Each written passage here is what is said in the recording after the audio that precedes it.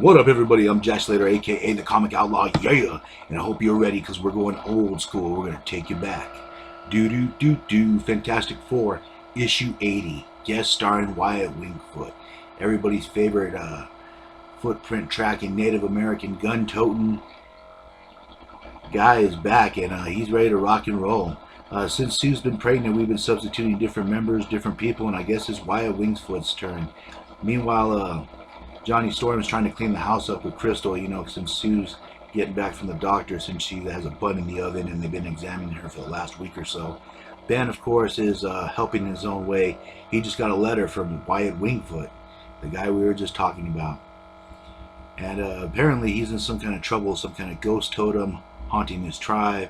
He needs help. And this is where Johnny and Ben decide that they ought to go help him, but they don't know what Reed's going to do. And Reed says that he could use some time out. Between being the doctors going back and forth, even the doctor said that it'd be good that he gets out of the house, and maybe some sun and fun, beating a villain up is just what he needs. So Ben's all for it. He starts humming a song that no one's probably heard of since the 60s. Grabs on to Johnny Storm. Meanwhile, Crystal says she'll keep herself occupied and watch over Sue, basically playing nursemaid, and away they go. Meanwhile, Wyatt Wingfoot's in that cool invention that the good people of Wakanda made for him. And he's been cruising around. He's been looking for this totem creature. He actually doesn't believe that it's real, but he wants to find out for himself. Wyatt Wingfoot is an adventurer. He does sort of miss the time that he spent with Johnny, but just when he was getting lost in his thoughts, he gets shot down. Yes, beams come out of nowhere and hit him, but the machine is that good. It has a built-in force field. And Wyatt Wingfoot gets out, struggling to get out.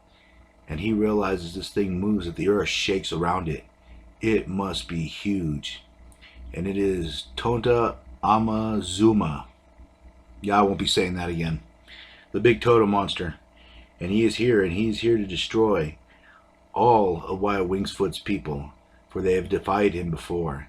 For he is pure evil, and they fought him long ago. Meanwhile, the Fantastic Four, instead of taking that sweet, sweet Fantastic car, they decide to take their Fantastic Jet. That way they can get there faster and see what's going on with Wingfoot.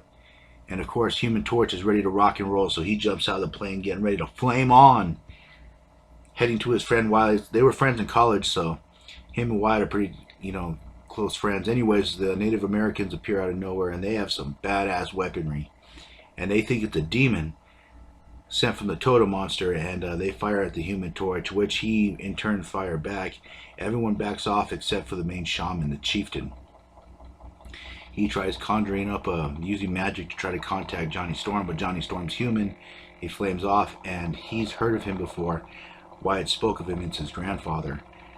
And they're trying to figure out where Wyatt is and what this creature is exactly. Meanwhile, Wyatt's trying to blast this thing into oblivion. He himself having a pretty good gun, but it is not doing nothing to this creature.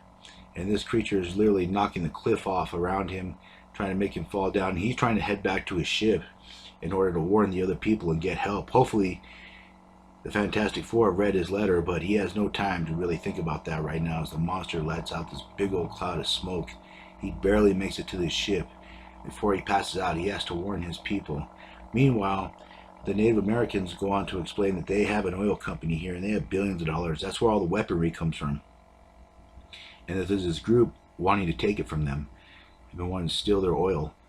Meanwhile, they hear something going on, a battle ensuing, and of course Johnny Storm, Thing, and Mr. Fantastic go running off to it. And they find the totem monster. And the Human Torch does his usual, he decides to flame on him, but of course he fires some eye beams out. It ends up knocking him out. It pushes right through the flame, so it's a pretty powerful beam. Human Torch gets knocked out. Reed Richards kind of goes in for the save, catches Johnny. And this creature is huge. It's big and it's powerful. But let's see how powerful as the Thing decides to jump out the plane, and it's clobbering time as he clobbers it right in the back, just kicking some butt, Benjamin Grimm style, you know what I'm saying? Anyways, the fight keeps going, and Ben Grimm just keeps on knocking it and knocking it out. He hits something, though. It causes a minor explosion, and that's when they figure out that this creature is a robot. It is not a magical creature by any means. And the beams, the advanced beams that Reed Richards has on this fantastic jet aren't doing anything to it. This creature is armored, and it is armored good. They end up crashing the plane. Wyatt Wingfoot gets out, explains what's happening. The chief calls in reinforcements, saying they won't give up their land or their oil that easily. And he calls in the troops, and they got weapons to spare. And they go riding in as a cavalry, so to speak, to the Fantastic Four. This creature's heading to the dam. His thoughts are it's going to pop the dam and flood the area below. The Fantastic Four is going to try stopping him. And of course, Johnny tries to make a flame lasso around him, just basically distracting the creature until Thing and Mr. Fantastic can have their turn too. And of course, the Native Americans come out and they start blasting the hell out of this thing. But like he said, it's like terriers trying to shoot at a dinosaur. They have a lot of ammunition, but this robot's heavily armored. They need another way to stop it and to put it down, even though they are causing quite the distraction. Wyatt Wingfoot, of course, goes for the biggest gun possible, and Reed has an idea to condense himself down. He makes himself the size of a rubber ball, and they fire him into the control disc, and he gets close enough to it that he's able to disable it in that small little ball form, and he causes the robot to short circuit and explode. Reed, of course, surviving and being pulled out by Thing.